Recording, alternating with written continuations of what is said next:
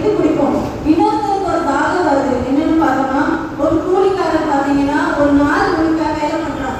ஒரு கூலிக்காரர் என்ன பார்த்தோம்னா ஒரு நாள் முழுக்க வேலை பண்ணிட்டு இருக்கான். சாயங்காலம் ஆச்சுன்னா அவனுக்கு ஒரு தாகம் வருது. அது என்ன தாகம் பார்த்தோம்னா, எனக்கான கூலி இப்போ எப்போ கிடைக்கும் அப்படின்னு அவனுக்கு ஒரு தாகம் வருது. நமக்கு கூட பார்த்தோம்னா ஒரு பெரிய தாகம் இருக்கு. என்ன தாகம்னா, எப்போ நம்ம பெரிய ஆள் ஆகும், எப்போ வளரும், இப்படி நிறைய பேருக்கு நிறைய தாகம் இருக்கு. பட் ஆண்டவர் என்ன சொல்றாருன்னு பாருங்க, அதன் பின்பு எல்லாம் முடிந்தது என்று இயேசு அறிந்து வேத வாக்கியம் நிறைவேறத்தக்கதாக தாகமா இருக்கிறேன் என்றார்.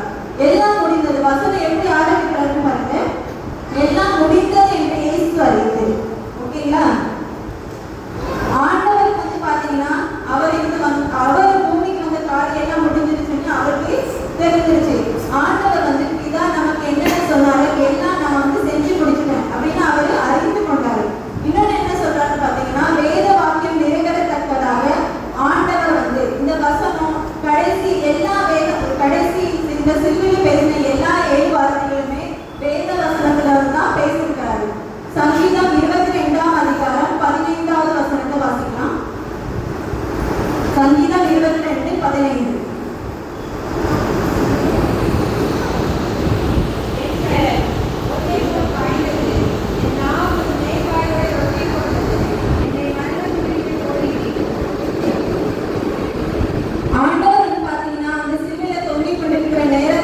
அவர் கையில ஆணி அடிச்சிருக்காங்க, அவர் தலையில முன்முடி போட்டிருக்காங்க, அவ்வளோ ரத்தம் செஞ்சுக்கிட்டு இருக்காங்க, அவ்வளோ ரத்தம் தான் போயிட்டு இருக்கு. ஆனாலும் அதெல்லாம் பார்க்கும்போது அவருக்கு ஒரு தாகம் ஏற்பட்டு அந்த மேல் வாயில ஒட்டி கொண்டது.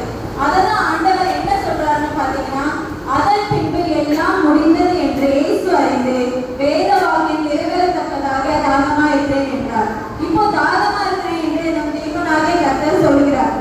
நம்ம கிட்ட வந்து யாராவது ஒருத்தர் தாகமா இருக்கிறேன் அப்படின்னு சொன்னா நம்ம என்ன செய்வோம்? ஒண்ணு அவங்களுக்கு தண்ணியோ இல்லை வேற ஏதாவது நம்ம குடிக்கிறதுக்கு கொடுப்போம். அதே மாதிரிதான் அந்த சிலுவைக்கு கீழே இருந்த ஜனங்கள் எல்லாம் என்ன பண்ணிருக்காங்கன்னா, ஆண்டவர் வந்து ரத்தம் செஞ்சுட்டு இருக்காரு, அவ்வளோ டயர்டா ஒரு கலைப்புல இருக்கிறாரு அப்படின்னு நினைச்சுக்கிட்டு பாத்தீங்கன்னா அவருக்கு வந்து அங்க இருக்கிற காடியை கொடுக்குறாங்க.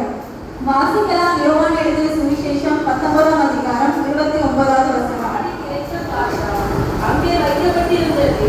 அவர்கள் கடற்காரனை காலிலே வைத்து ஈசோப் தண்ணீரை மாற்றி அவர் வாயினிடத்தில் நீட்டி கொடுத்தார்கள். அங்க இருக்கிற ஜனங்கள் எல்லாம் என்ன பண்ணாங்கன்னா, உலக பிரகாரமா புரிந்து கொண்டார்கள். ஆண்டவர் வந்து தாகம் எடுக்குது அப்படின்னு சொல்லிட்டு உலக பிரகாரமா புரிந்து கொண்டு அவருக்கு வந்து அந்த காடியில் இருந்து பாத்திரம் அங்கே வைக்கப்பட்டிருந்தது. அவர்கள் கடற்காரனை காலிலே வைத்து ஈசோப்பு தண்ணீரை மாட்டி அவர் வாயினிடத்தில் நீட்டி கொடுத்தார்கள். ஆனா ஆண்டவர் பாத்தீங்கன்னா ஆண்டவர் அதை ஏற்றுக்கொள்ளல. இந்த இடத்துல பாத்தீங்கன்னா ஆண்டவருடைய தாகமே வந்து வேற, ஆண்டவருடைய தாகம் வந்து வேற. அவருக்கு வந்து அந்த கசப்பு கலந்த காடியோ தண்ணியோ அது வந்து அவருடைய தாகம் இல்லை. வாசிக்கலாம். மத்தேயு எழுதிய சுவிசேஷம் 27ஆம் அதிகாரம் 33-34. கவாலஸ்தலம் என்று அர்த்தம் கொள்வதா என்னும் இடத்துக்கு அவர் வந்தபோது கசப்பு கலந்த காடியை அவருக்கு குடிக்க கொடுத்தார்கள்.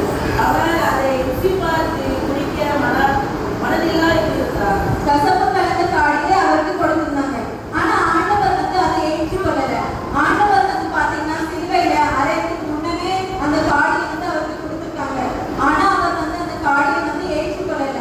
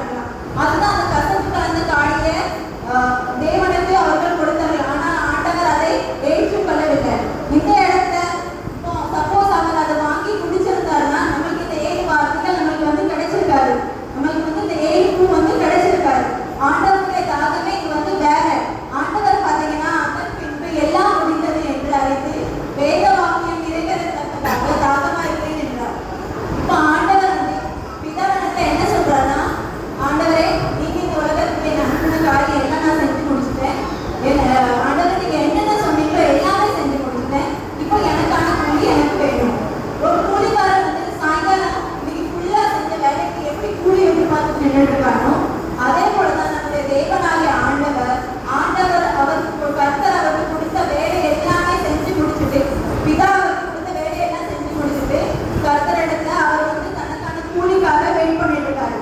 ஆண்டவரிடத்துல கூலி கேட்கிறாருன்னா அது என்ன கூலி பாத்தீங்கன்னா ஆத்துமாக்களை கேட்கிறாரு. அவருடைய தாக்கமே பாத்தீங்கன்னா ஆத்துமாக்கள் தான். இன்னும் எத்தனையோ பேர்களை வந்து பாத்தீங்கன்னா ஆண்டவர் அறியாமல் அங்கும் இங்குமாய் சுற்றி திரிந்து கொண்டிருக்கிறார்கள். ஆண்டவர் பாத்தீங்கன்னா அவருடைய தாகம் வந்து ஆத்துமாக்கள் தான். அனைவருமே அவரை அறிந்து கொண்டு அவருடைய சமூகத்தை வரணும், சபைக்கு வரணும், அதுதான் அவருடைய தாகம். ஆண்டவருடைய தாகத்தை காடியை கொடுத்தோ இல்லை திராட்சரசத்தை கொடுத்தோ இல்லை தண்ணீர் கொடுத்தோ வந்து நம்ம அதை வந்து தீர்க்க முடியாது. நம்ம சபையில வந்து ஆத்மாக்களை கொண்டு வந்து சேர்க்கும் போதுதான் அவர் வந்து திருப்தி ஆகிறார். ஒரு வசனத்தை வாசிக்கலாம். வாசிக்கின்ற முதலாம் வேதவாளம் ஏசாயா 53ஆம் அதிகாரம் 11-12 வசனம். ஏசாயா 53:11-12 வசனம்.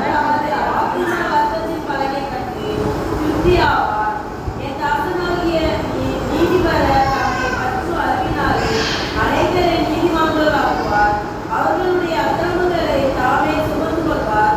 அவர் தம்முடைய ஆத்மாவை மரணத்தில் அக்கிரமக்காரரில் ஒருவராக எண்ணப்பட்டு அனைவருடைய பாவத்தை தாமே சுமந்து அக்கிரமக்காரர்களாக ஏற்றிக் கொண்டது நிமித்தம் அநேகரை அவருக்கு பங்காக கொடுப்பேன்.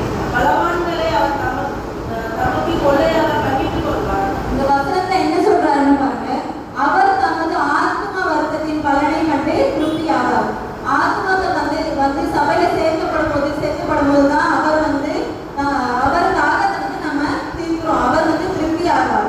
அவர் தமது ஆத்ம வருத்தத்தின் பலனை கண்டு திருப்தி ஆவார். என்று தாசனாகிய நீதிபரர் தம்மை படியும் அறிவினால் அநேகரை நீதிமான்களாக்குவார். அவர் தம்முடைய ஆத்மாவை மரணத்தில் ஒட்டி அக்கிரமக்காரரில் ஒருவராக எண்ணப்பட்டு அநேகருடைய பாவத்தை தாமே சுமந்து.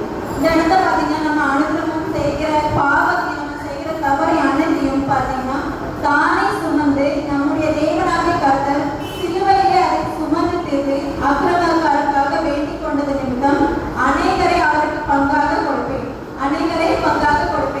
அநேக ஜனங்கள் அவரை ஏற்றுக்கொள்ளணும். அப்படிங்கிறதுக்காக தான் நம்முடைய தேவனாகிய கர்த்தர் பலவான்களை அவருக்கு தமக்கு கொள்ளை பொருளாக கொடுப்பார்.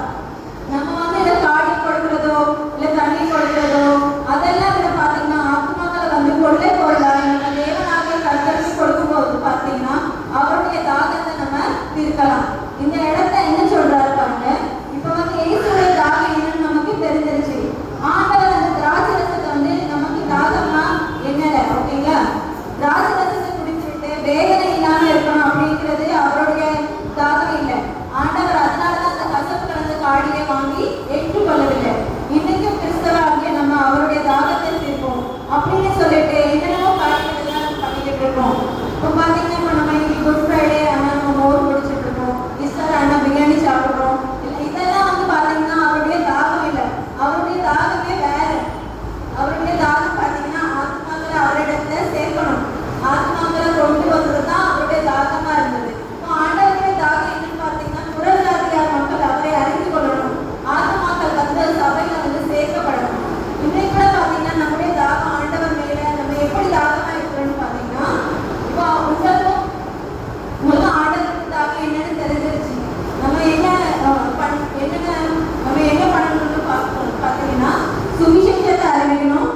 தேவன் நம்ம வாழ்க்கையில செஞ்ச அனுதினமும் செஞ்ச காரியத்தையும் நன்மைகளையும் வந்து நம்ம சாட்சியா பகிரணும்.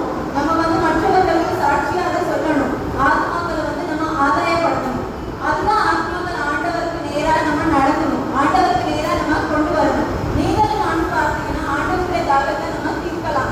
இப்போ அங்க இருந்த ஜனங்கள் எல்லாம் பார்த்தீங்கன்னா அவருக்கு காடி கொடுத்த மாதிரி நம்ம வந்து காடி கொடுக்கணும் அப்படிங்கிறது இல்லை.